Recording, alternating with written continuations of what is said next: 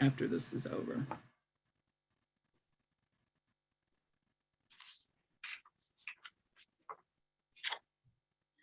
I'll mute too.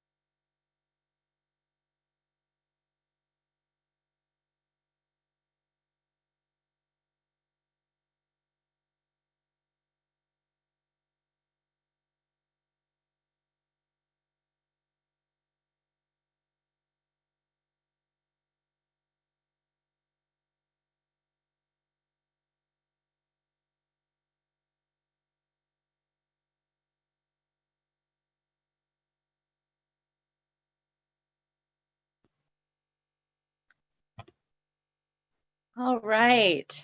Hello, everyone. Thanks for joining us today. Thanks for joining us for today's webinar. We are not okay, library worker trauma before and during COVID-19 and what happens after. Just a few housekeeping notes before we begin. Please submit questions to the Zoom Q&A and not the chat. You may submit questions anonymously in this webinar. Please keep questions out of the chat so that we can keep the chat box available for a lively discussion. And please remember to take the evaluation at the end of this webinar. Your feedback is critical to us ensuring we bring more resources you need. You'll be sent that link in the chat. And finally, we are thrilled to have an ASL interpreter joining us today. If you'd like to keep the interpreter's image on the screen throughout the webinar, we recommend pinning her to your screen, which you can do by hovering over her image and clicking on those 3 dots where you should see an option to pin. I'll see you all in the chat, and I'll hand it over to Veranda to get us started. Wonderful. Thank you so much, Tess. If you could go to the next slide, that would be great.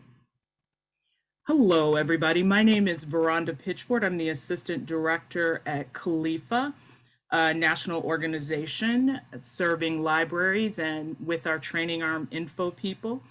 I wanted to start with this slide because this is what Khalifa believes, and this is who we are. We hustle hard for libraries because we know how well you serve your communities, and it's our job to support you. So Tess, if you could go to the next slide, please.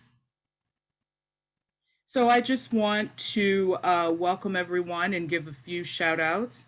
First of all, first and foremost, I want to thank Yesenia Ramirez, today's ASL interpreter. Thank you so much for your work today. We're thrilled to have you.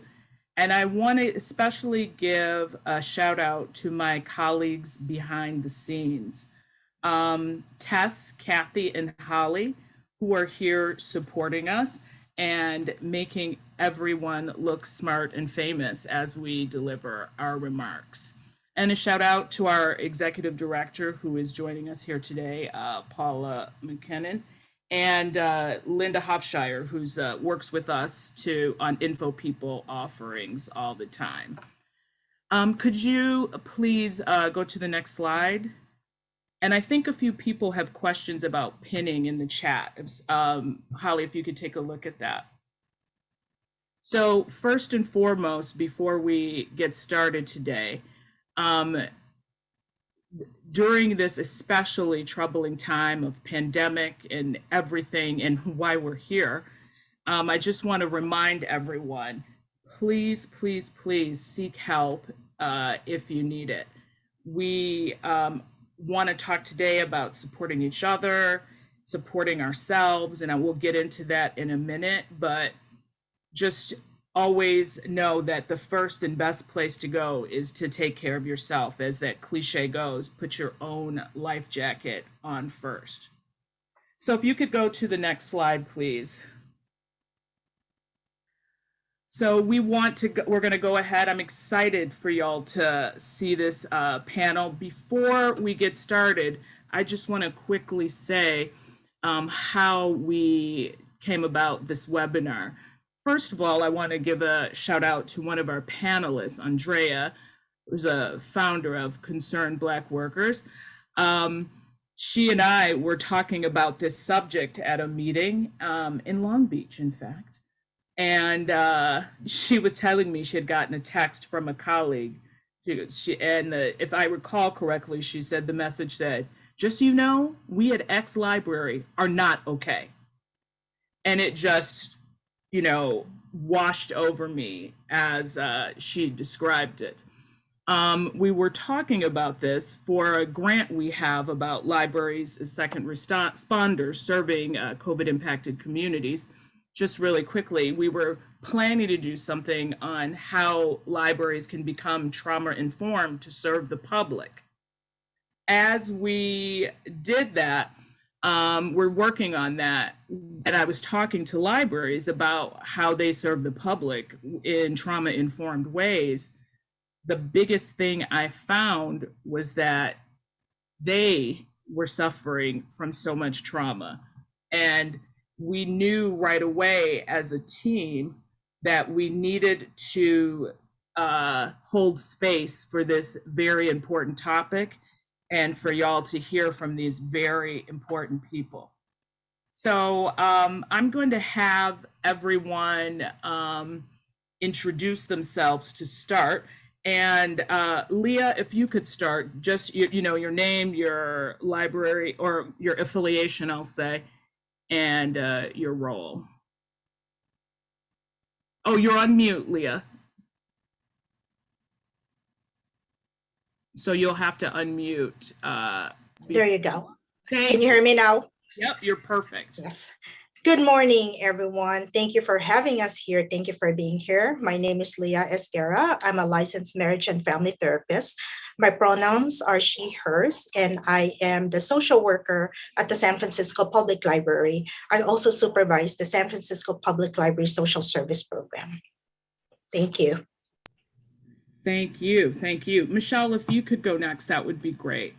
Sure. Michelle Jeske, she, her, and I'm the city librarian or the executive director of the Denver Public Library, and I'm honored to be here today.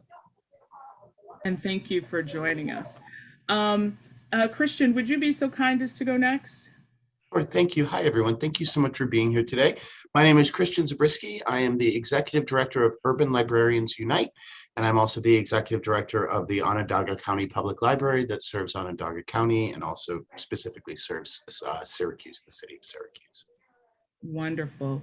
And last but not least, Andrea, would you be so kind as to introduce yourself? Rhonda. Hello, everyone. My name's Andrea Lemoynes. My pronouns are she, her, and I am the founder of Concerned Black Workers at the Free Library of Philadelphia. Great. Thank you all for being here. I'm so excited for everyone to hear from y'all. Could you test next slide, please?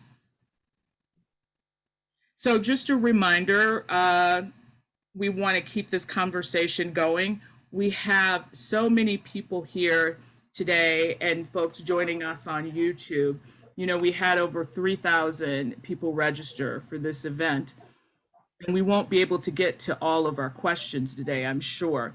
So we're going to continue the conversation on Twitter after the event and work to get to some of the questions there as well. And I'll talk a little bit about that later.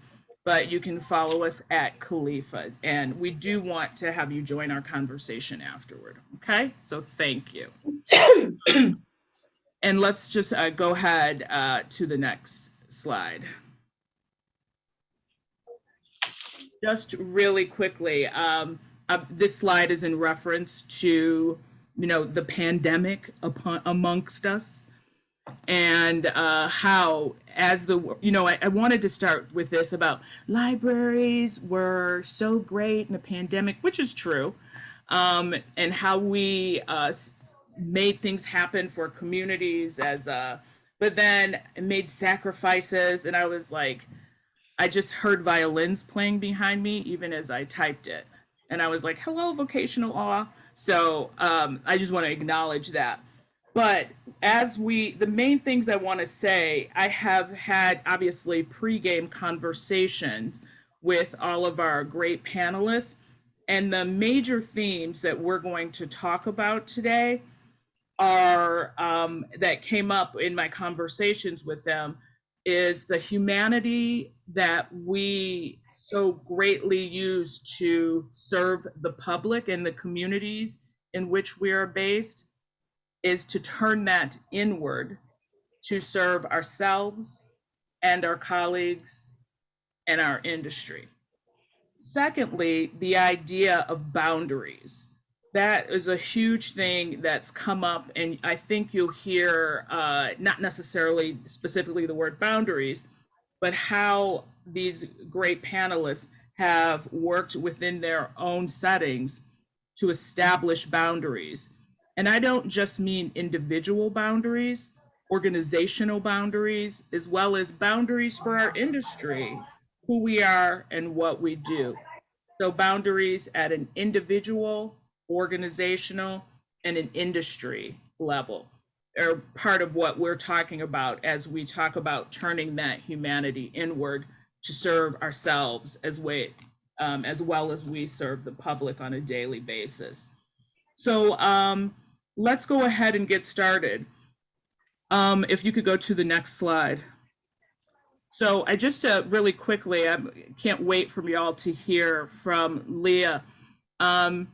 What we're going to do is there'll just be either a quote or concept on the screen, and we'll have y'all, what will happen is our panelists will share some wonderful expertise and information about it. Unfortunately, I've had to limit their comments a bit and all of their great information so that we can be sure to give you a little bit of everything. But as we move forward, we'll see if we can have extra time at the end to take all of your great questions, okay? So Leah, you know, as we discussed previously, when I first asked you to be a part of this panel, I was like, okay, what are the first 3 things you do when you have trauma? Please give me the list. I will work on it. Let's go. And Leah was so great to help me understand the holistic and non-library approach that is needed to address and support ourselves and other people as we consider lived experience, as we move through this pandemic and everything going on. So Leah, if you want to get started, that would be great. We're excited to hear from you. Good morning, everyone. Thank you very much, Veranda. Can you hear me? Yes. Good morning once again. Thank you so much for being here today. Thank you so much, Info People, for giving us the space to talk about this very important topic. So we can talk about burnout and trauma forever, for days, but I will really try to capture it in about 9 minutes that I'm going to be talking about burnout and trauma. So I'll be talking about not just burnout and trauma, but also ways to heal from trauma as we continue our work at our libraries during the pandemic. And also I'm going to be talking about ways on how to reach to one another for support, which is really important during these very challenging times. As a licensed therapist, I just want to mention that I do believe in the healing power of self-care. I believe in the oxygen mask analogy, in that in order for us to be able to assist others, we need to put our mask on first. So self-care is a very powerful tool. I know nowadays we hear self-care a lot, but it's a very powerful tool in addressing individual trauma, whether it's physical or psychological trauma, most especially when practiced with other tools as part of a holistic approach. And there's a personal self-care, and there's also work self-care, which I will hopefully get to discuss later.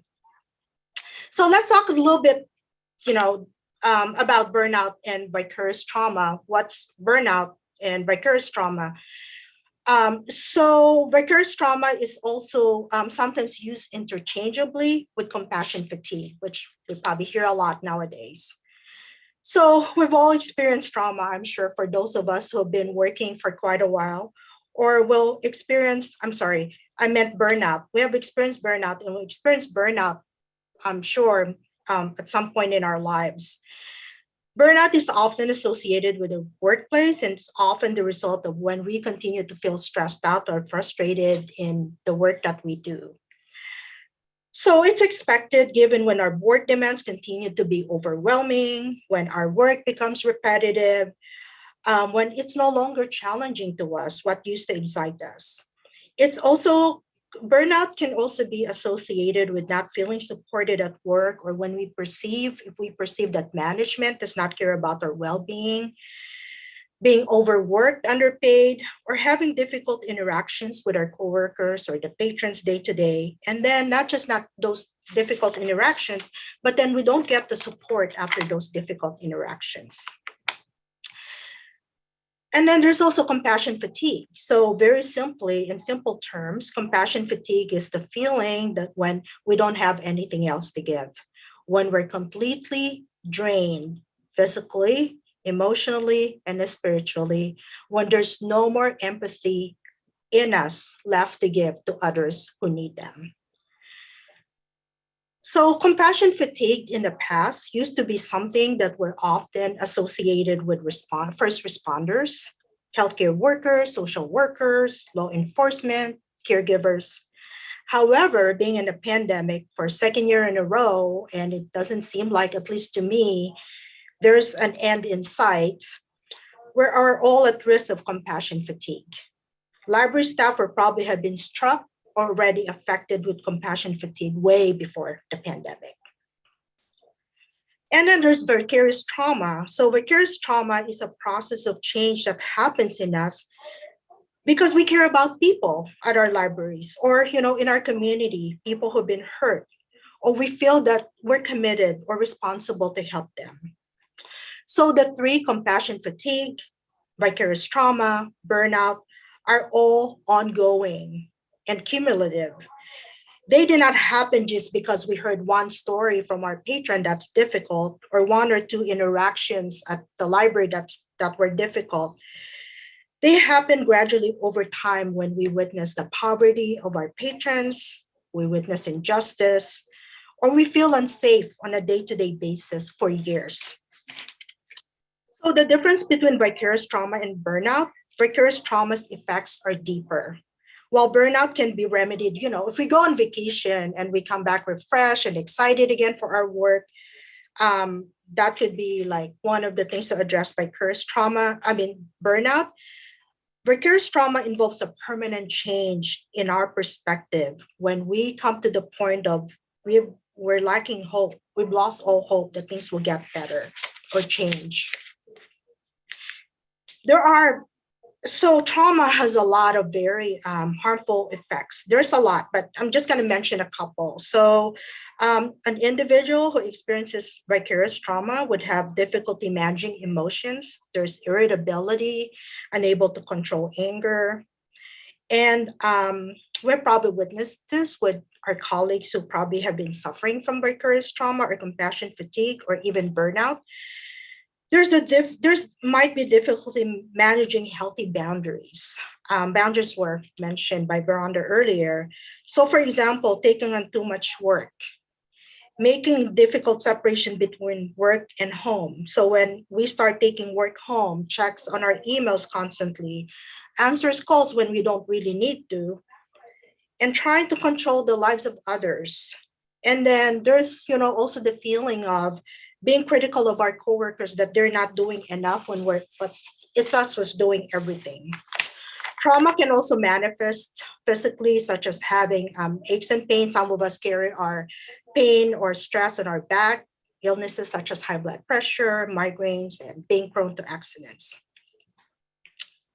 So are we talking about trauma? By recognizing the signs of trauma and difficulties that our colleagues are going through, we can start the healing process by reaching out to our colleagues. We can also take a look at ways on how our library is addressing trauma and providing the support that each one of us is needed, not just to address the trauma, but to stop it and also undo the harm of trauma. So I think this is the point that I really just want to emphasize, that our exposure to trauma does not mean that every person will develop trauma. So why is that? Because as a human being, we're not an exact science.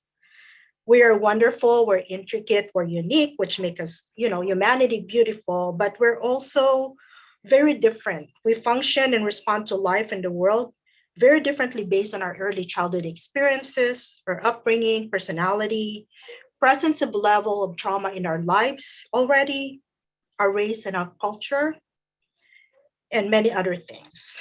However, by recognizing the signs of trauma, we can start our journey to healing and resiliency. Trauma and healing are on both sides of the same coin. So Veranda and I were having a conversation about how we are as society, we're a fix-it society. So I think as library workers, what I've observed is that sometimes we try to apply the fix-it mode when we address trauma and burnout at our libraries. So I think the fix-it might be, we're referring to is trying to find a quick solution to make the effects of trauma go away, sort of like taking a pain medication if we have a headache or, like a magic pill. And the reality is there's no such thing. There's no magic pill. We have to keep in mind that burnout, vicarious trauma, compassion fatigue, they did not happen overnight. As I've said earlier, they were, ongoing. So healing also would not happen overnight. Healing takes time. Self-care and other tools to address trauma, such as therapy, being trauma-informed, changes in our work practices, looking at our library policies, will also be a process, and it's not a one-time thing. It has to be also consistent and ongoing. So there are practical and accessible tools that we can use to support one another to address and even prevent burnout, compassion fatigue, and trauma. So I just also want to note that, just like with any tools, we have to use them in order for them to be effective. So one of the tools is to take the time to check in with one another.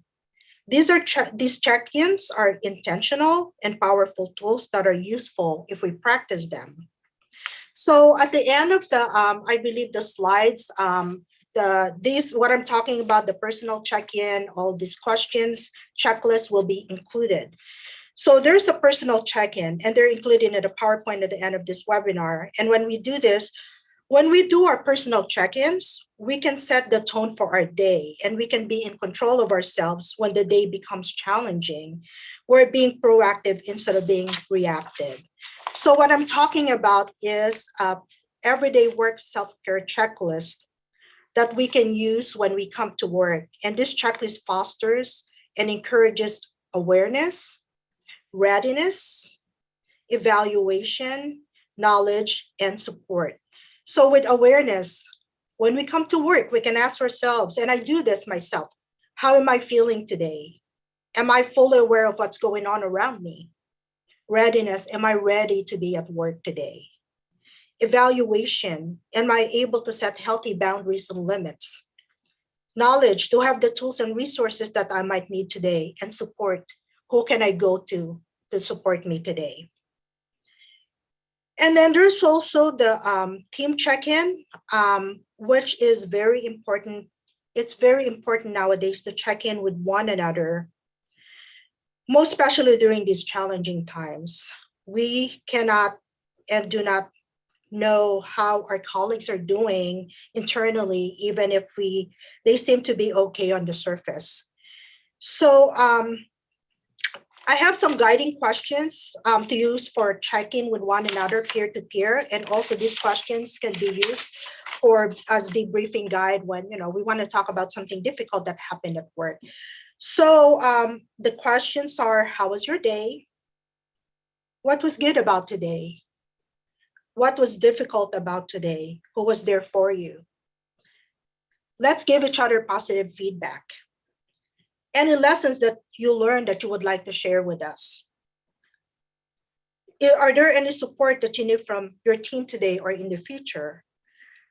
How are you going to take care of yourself at work today, after work today? And with me and my team, we always say, can you leave this behind as soon as your workday ends? And we always try to remind one another, remember, today is over, tomorrow is a fresh start. And lastly, these check-ins have a lot of benefits, and the benefits are tremendous. Checking in with one another shows that we care about one another. Checking in reduces isolation. Checking in gives us permission and space to ask for support. It's very helpful for those who are hesitant to ask for help. Checking in makes it official and gives our feelings, our situation a name, instead of feeling guilty that we're talking about a difficult situation and thinking that we're gossiping, but it's not. It's official. It builds trust between coworkers so we can continue to have conversations about difficult topics when as they come. They benefit our mental health. They help manage our anger, and through our check-ins, we can encourage one another to take care of ourselves. Sometimes we forget as we care for other people.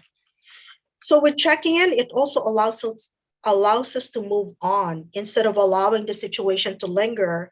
So at the end of the day, we can put it behind us. We can also learn how to respond to similar situations in the future should they occur again. And lastly, checking in with one another. It gives us space to celebrate ourselves, our coworkers, appreciate one another. And it's also a good reminder for us that there are a lot of great things about our jobs as well. So thank you very much for listening. Oh gosh, thank you so much, Leah. I for one feel so seen, and and you'll see that Tess, my colleague Tess, is going to post the resources link in the chat, and I'm sure Kathy will do that as well on the YouTube channel, so you can see those great questions. And I just want to quickly say, if teams feel comfortable with it, it's a great way to engage and create culture at a staff level, a frontline staff level. It's not always directors or someone else that creates culture. It's up to us to bring our resources to the table as well. So yeah, thank you so much, Leah. That was awesome. So speaking of directors, Michelle is going to join us from Denver and talk about the great work they're doing there. So Tess, could you put the slide up for Denver Public, please? And this will be an opportunity for us to look at boundaries at an organizational level. So if you could get started, Michelle, that would be great. Yeah, thanks, Veranda. I'm really happy to be here, and thank you, Leah, for that awesome discussion about trauma.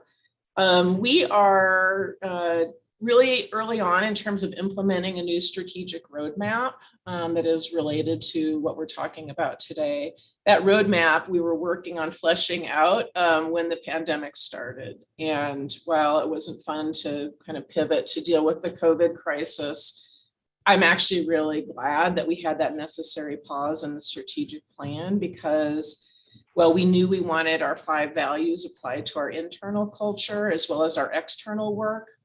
I think that pandemic and its aftermath exposed concerns that needed addressing, and people throughout the organization and honestly in the world at large have shown more openness and willingness to talk about things. Staff have been expressing their concerns in a variety of ways, acknowledging the challenges of public service, the expectations of libraries and library workers, and of course, systemic and organizational racial injustices, and so much more. And when Veranda and I were talking about this, she asked me why I thought people were speaking up more, especially BIPOC staff. And she reminded me this morning that I said, I think they're just fed up and tired. And it also seems that there is a larger societal reckoning that we are all human and have needs as humans in organizations, not just as people who get the work done. So when I was reflecting on this last night, I realized that this has really been a journey for our organization at the Denver Public Library that started well before COVID. As public servants, we serve the public, and the public honestly has not been okay for quite some time. We were seeing increasing mental and behavioral health challenges long before COVID, increasing substance misuse challenges, and of course, rising costs to live in urban communities that has really contributed to increasing homelessness. So we hired our first social worker in 2015, and I wanted to say hats off to Leah and the San Francisco Public Library for being our role model through the years. And that was a staff idea to hire that social worker, intended really to help us better serve our unhoused neighbors. But immediately staff, all of us, benefited from learning more about trauma and the causes of homelessness and this notion of self-care and so much more. So we built a bigger social work team, and it seemed that the challenges just kept growing. And obviously social workers and peer navigators can't be everywhere at all times. So the team and others in our organization started offering tools to help library staff, training on de-escalation, setting boundaries, mental health first aid, just to name a few. And staff even started creating their own work groups to put forward ideas and best practices and training about wellness and ergonomics and other things. And that training is important, but it's obviously not all that was needed to support staff. And as we've learned about trauma, we've recognized that it is not just the public, it's us, as Leah was talking about. We have individual and collective trauma as well. So all of that is to say that it has been a journey to have a section of our strategic roadmap devoted to culture and organizational health. And to get to that, to build that roadmap, we had staff from across the system who volunteered to serve on value and action teams to really look at historical trends and to develop an understanding of what was helping and what was hindering and what the promising practices were related to our values. And those staff teams' work culminated in a set of about 84 recommendations for the roadmap.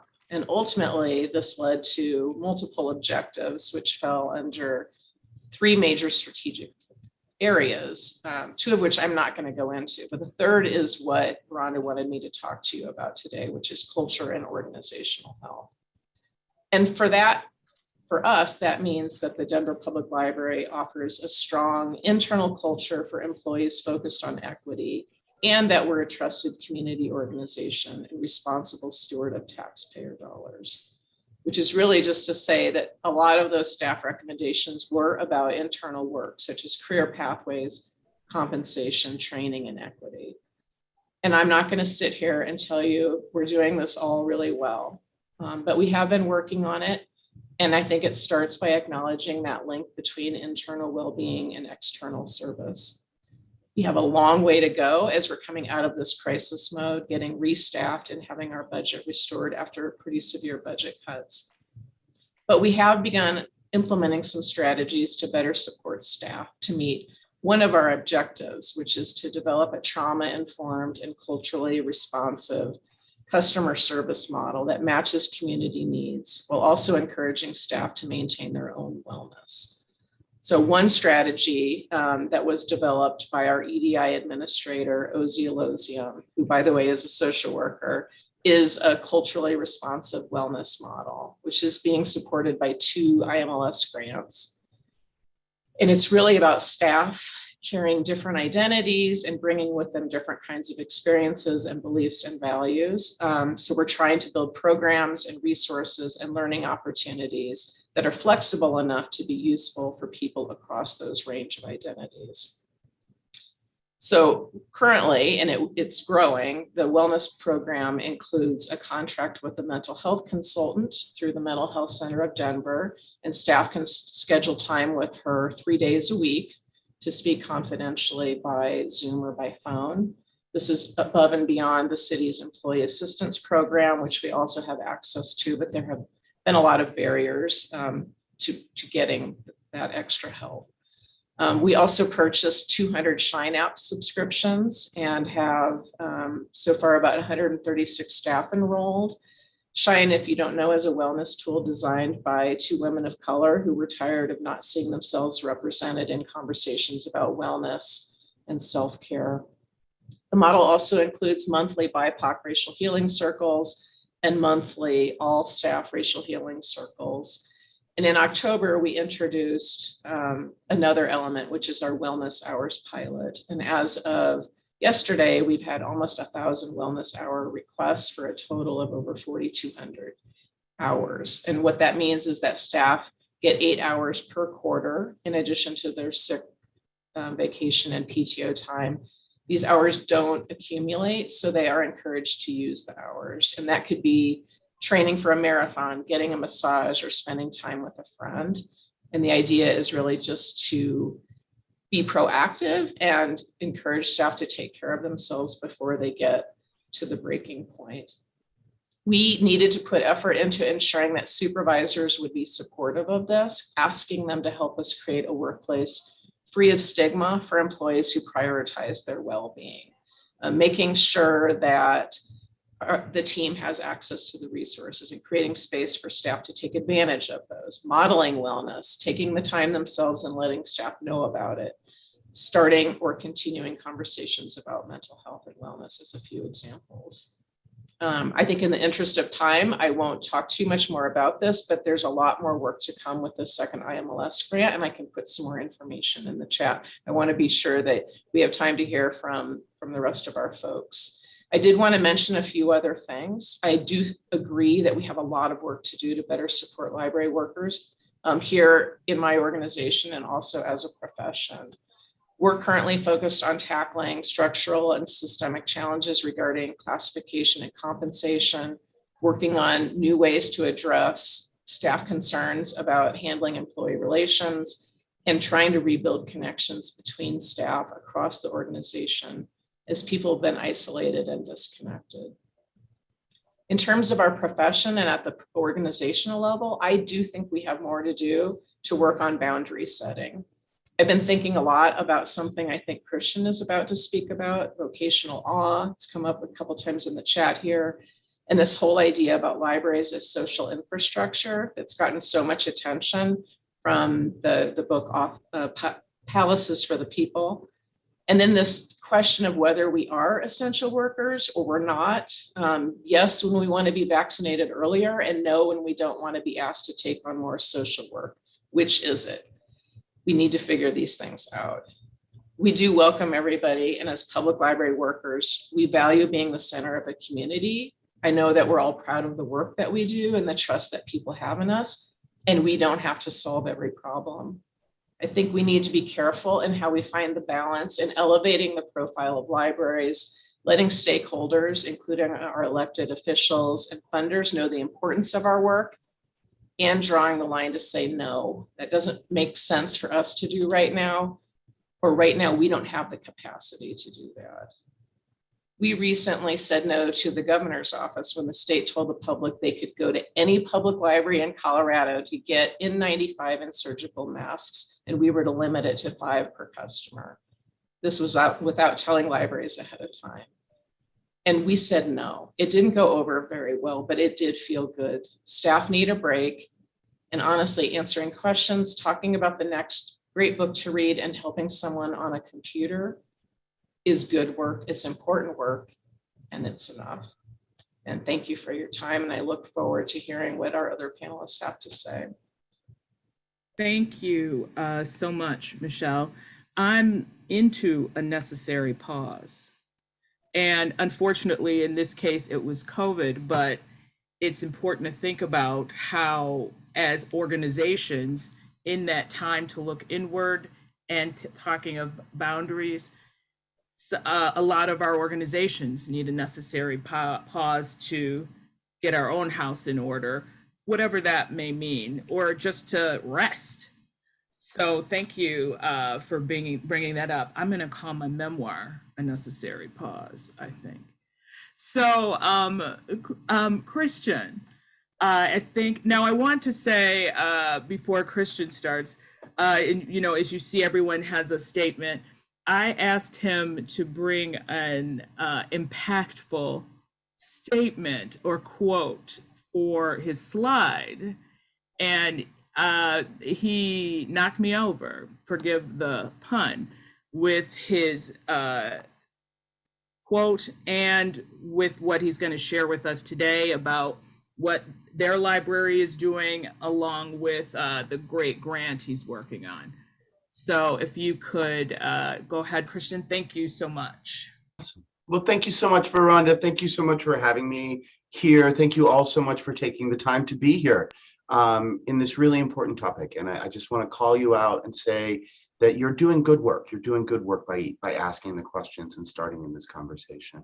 The quote that Veranda shared with us actually came to us from one of our focus groups. The security guard in question was a woman in her mid-50s, and she was walking a patron out, and suddenly he turned around, and the next thing she knew, she was on a gurney being taken into an ambulance because she'd gotten hit. You know, he caught her and knocked her to the ground and knocked her out. So I want to talk about a couple of things, and there's a couple of things I want to kind of touch on here, and there's a few things that kind of need to be kind of unfolded. So first of all, I'm here mainly talking about work that I'm doing with an organization called Urban Librarians Unite. Now, Urban Librarians Unite, ULU, sorry for that being so long. ULU is an organization that I started with my creative partner, Lauren Comito, about a decade ago. And we are a not-for-profit that focuses, professional organization that focuses on frontline urban librarianship. So urban librarianship as experienced by the librarians. We are an entirely volunteer organization. The only person who gets paid from our organization is the interns. We pay our fellows, but everyone else involved in it is a volunteer. So I was at a former job. I was not at my current job, and we had an interaction with a young man who had some developmental delays, and he was having a very hard time leaving the library, and his caregiver was having a hard time getting him to leave the library. So after about an hour and a half of our trying to get him out the door, he turned on his caregiver, punched her in the throat, and then really spent about a half an hour working me over pretty well. I kind of had to get involved with him. Other patrons were starting to converge, so I kind of needed to take him. Obviously, I'm not going to fight a young man who's got these issues. So, you know, for a half an hour, he just really worked me over. I mean, really worked me over. And when it was all over, I didn't get a lot of support from the organization I was with at the time. And so I reached out to my organization, and we realized, my colleagues and I realized that every member of our board had had significant trauma in their work in the libraries. So maybe that's physical threat, maybe that's physical assault. I've had a gun pulled on me, I've had a knife pulled on me. One of our board members had a patron die in front of him. And these were not really being supported by our institutions. And what did it really mean that these things were taken as kind of a given? So ULU has a thing that we say, which is, congratulations, you identified the problem and now it's yours. So we're making it ours. And so what we did is we applied for and we got an ILS grant to, oh my gosh, I'm running out of time, to do a study on this. And so what we're doing is we're doing a forum, a national forum, for people from urban libraries across the country who are going to be looking at trauma in libraries. And what have we done as a way of structuring that? What are we using to inform that? Well, we've done research ahead of time. We've done a lit review. We've done a survey, which had over 400 respondents. And we did 6 focus groups with 10 people per focus group. All of that information is being pulled together and culminated and shared with our forum participants who are working on kind of a hacker culture, hackathon model, using design thinking to come up with real responses, you know, with things that will practically engage with these issues. What are we seeing as early results? We're seeing that there's problems with communication. People don't feel like they're being communicated to. There are problems with follow-up. These awful things happen to people and then just kind of nothing happens afterwards. And that there's a normalization of trauma. It's kind of become a professional thing that you just deal with it. You know, I mean, I was talking to a very experienced librarian who told me, well, if you're not stepping over the bodies opening the branch, you're not really an urban librarian. And I was just really startled by that and thought, maybe not, maybe that's not what we do. So what does this mean? You know, what are our early findings and what does this mean for what we can do? What can we actually do about this, which is what the intentions are. So what I've been able to do is in my other job, my actual real job, where I get a, you know, where I get a salary and where I'm the executive director, is that we put in place policies to address some of these issues. What I've found is that our colleagues are constantly being sexually harassed. Our colleagues of color are constantly being harassed. So I just kind of got sick of it. And so we wrote a procedure. It's not really a policy, it's a procedure where if you are caught watching pornography in an Onondaga County Public Library in Syracuse, you're banned for a month from all locations with an order of trespass. You don't have to run to a committee. You don't have to talk to your boss. Nobody else is involved. It's just done. If you are in a conversation with a patron and they use racial, sexual, or homophobic epithets against you, they are now banned for a week. All locations, order of trespass, will arrest you. Do you have to talk to your supervisor? Nope. Do you have to run it through the security committee? No, you sure don't. Nope. That is what it is. Now, our security guards contacted me and said, hey, does this count for us too? And I said, I wrote it for you. So, and how was this disseminated? So this was disseminated from an email from the executive director saying, this is what happens, and this is what happens. And here is a document that identifies exactly how these procedural changes are supported by our pre-existing policy. So I didn't have to talk to my board of directors and explain any of this to them. I used pre-existing policy to make it happen.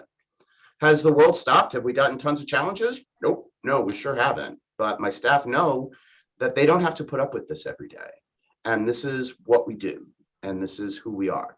And then another procedure change that I just kind of want to throw out there is that if there's an incident at one of our libraries, then the staff at that library get a phone call from administration. It is a non-judgmental phone call.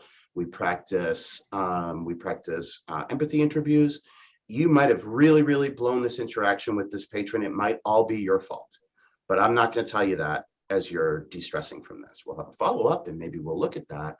But when you get a call from me or the head of security, we're checking to see that you're okay. That's our principal and only concern. So I've run through all my time and I want to say thank you. And I'm super excited to be part of this group. So those documents I think are going to be shared. They're really pretty simple. It's just kind of, you know, this is what it is. And then if you had any questions, you didn't ask security, you just had my direct phone number. So if you don't like that this is what it is, then just take it up with the executive director. He'll explain it. Thank you so much, Christian. And last but not least, if you could put up Andrea's slide. And I want to make sure she has plenty of time. So I'm just so if you want to go ahead and get started, Andrea, and I think this slide speaks for itself, given the work Concerned Black Workers has done. So take it away. So much, Veranda. Hello, everyone. Again, I'm Andrea Lemoynes, she, hers, and I'm the founder of Concerned Black Workers at the Free Library of Philadelphia. This quote really does speak very much to the work we do, Veranda. We are a group of frontline workers who organized ourselves in order to make change at our library, change that actually had started before the pandemic, but definitely heightened during the pandemic. And what I think what really defines us as a group is that we are truth speakers. You know, I think people think in line with vocational awe, that libraries are unquestionable, that we're these wonderful, amazing organizations. No one can question or critique us. And we are hiding a lot of really bad stuff. So what we did at Concerned Black Workers was that we just shed a light on all the issues. And what we come to find out was that a lot of issues that frontline workers were facing, especially Black workers, were the same issues that community members were facing. So what I want to point out and let everyone know is that for all the frontline workers on this call, we are community members. We live in those neighborhoods, we walk to work, we pay our taxes, we vote in the same neighborhoods as the patrons do, or, our community members do. We are exposed to COVID, we are exposed to the same levels of, joy and violence and all the things that all the community members that come to our places are.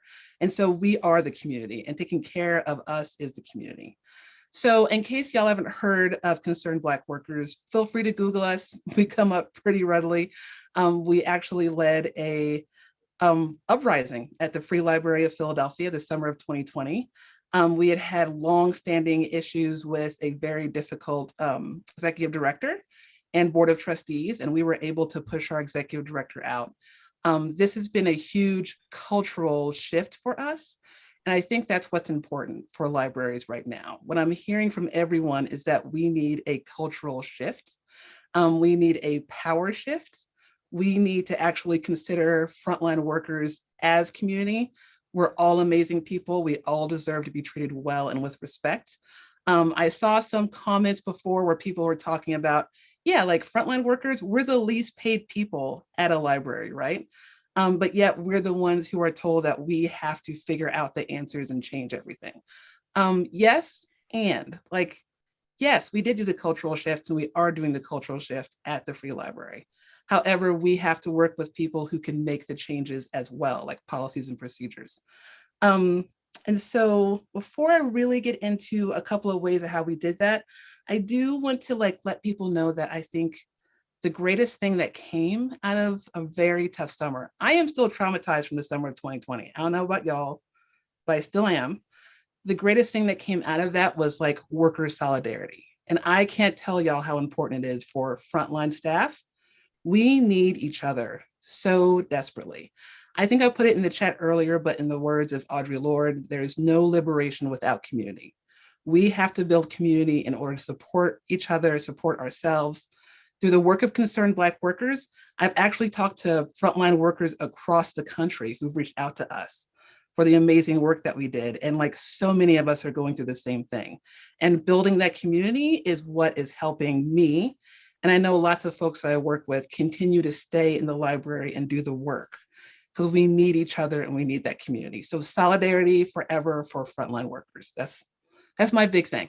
I'm very pro-union, very frontline worker focused.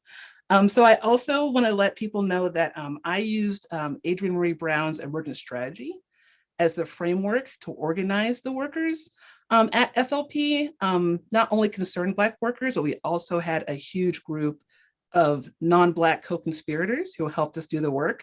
I see a few people in the chat. Love y'all, love my fellow coworkers at the FLP. And so I think some of the core principles of emergent strategy that was used was really about focusing on relationships. Relationships are key into making differences and making like culture shifts. And also that change is constant. You know, a lot of these institutions we work for, they are built for the status quo. They are built to keep things moving the same way they always have. In the last couple of years, we are experiencing huge societal change with the pandemic.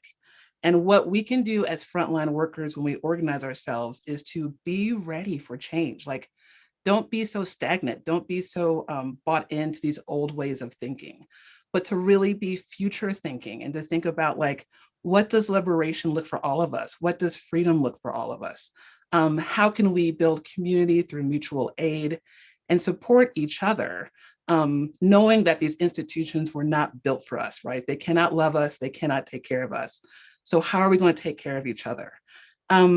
Also too, I think another big part of emergent strategy and the principles is move at the speed of trust. I think people think that the work that we did was very instant, but it was actually started by a few of my coworkers, probably in about 2017, 2018. There's a lot of pushback with our executive director, not only with frontline workers, but also with their city council in Philadelphia, but it really came to a head in 2020. So the work had been ongoing. All the staff, we were all ready for change and we worked together to make it happen. So like listening to everyone talk about trauma definitely fueled our work. So many Black people were dying of COVID in the beginning and are still dying of COVID now. And so many frontline workers in our city, our library are Black. And we were expected to go into work and not even think about all our community and family members who were dying. That was too much. That was just too much. And it pushed us to want to make a difference. It pushed us to want to make people in leadership see frontline workers as humans and also see community members as humans. And we are here to protect each other and ourselves. So that's really like, why I'm here. I just want to encourage people that I know it's tough. We're all so tired. I'm tired right now. And we have what it takes to make the cultural changes in order to take care of each other. And I really do think that people on this, here on this panel, thank all of you so much for like all your comments, all your work, and even seeing the comments in the chat. Like, y'all have this. Y'all have what it takes. You can make the cultural change to make your lives better. Putting up boundaries, saying no, putting yourself and community, because we're all the same first. Well, thank you so much, Veranda. Hope that covered everything. You did the dang thing. Thank you, yes, Andrea. Yes. So, Tess, if you could go to the next slide. We have, and thanks to all of you. Perhaps this quick read code will work for you to get to the Concerned Black Workers letter, which is outstanding and really will reinforce what Andrea just shared. It's been posted in the chat as well and is also on the resources page. I want to quickly go to the next slide. And Andrea, we couldn't have planned this better. If what we would like to do is to ask if y'all, we invite you to do, is to share an action you're planning, you would like to take as a result of attending this webinar. You know, there's no one answer to this issue. They're all on the table. So I think as a people, it takes all of us to move this together, as with every movement. You can share, obviously, with us at Khalifa or to our Jamboard, and my colleagues will post the Jamboard now in the chat. Shout out to Lessa, our incoming ALA president. I didn't know she was here, who is also on this webinar and also very concerned about this issue, and frontline staff. Could you go to the next slide, please? So yes, in the chat, you'll see, and I hope it's posting, because, you know, I'm not a tech queen, as my colleagues will shame me and tell you, but we've tried this a few times and it's worked. So if we could put, yeah, thank you, Holly, and just put it in there. And you can tweet us your thoughts as well. We'd like to bring you more of the same, not the same, but more on this issue. It can't be a one-time thing, right? There is so much we have to do this work, and this work is so important. If we could go to the next slide, please. Again, I apologize, we don't have the time to take public questions. And I say that because we want to take time and honor, especially with such an important issue. Our panelists have agreed, though they may not know it yet, to work through Khalifa to answer questions after the webinar, and we'll be answering those questions on Twitter. So first of all, please complete the evaluation, because when we hear from you, we can know what to bring to you next. And if you could go to and you'll get that link as an email next. If you could go to the next slide, because we're not having questions, I feel bad. Thank you. And we do want to hear from you, okay? So please, please, please reach out to us at Khalifa. And if you could go to the next slide. And, here's our Twitter again. So we're here, we want to, and, We Here is another great group that's doing work to support BIPOC workers as well. I cannot speak highly enough of them. Again, if just really quickly to the next slide. Again, we thank you for hustling so hard and really deeply caring in the work that you do for communities every day. And our role, I always say, Khalifa has your library back, okay? So we're here for you as a resource. And someone on Twitter suggested we make t-shirts out of this. I just thought I'd say that out loud. Never thought of it. Okay, we do have a few stickers that we just did for us, but who knows? And if we could go to the next slide, please. I just wanted to get to my email. This is a picture of me that you see, and this is not me really, but you can, it'll take me some time to get back to you, but just in case, my Twitter, I'll put it in here too, is @VJPitch, and I'll put it in here, but you can email me as well. I will work with my fabulous colleagues to get back to you.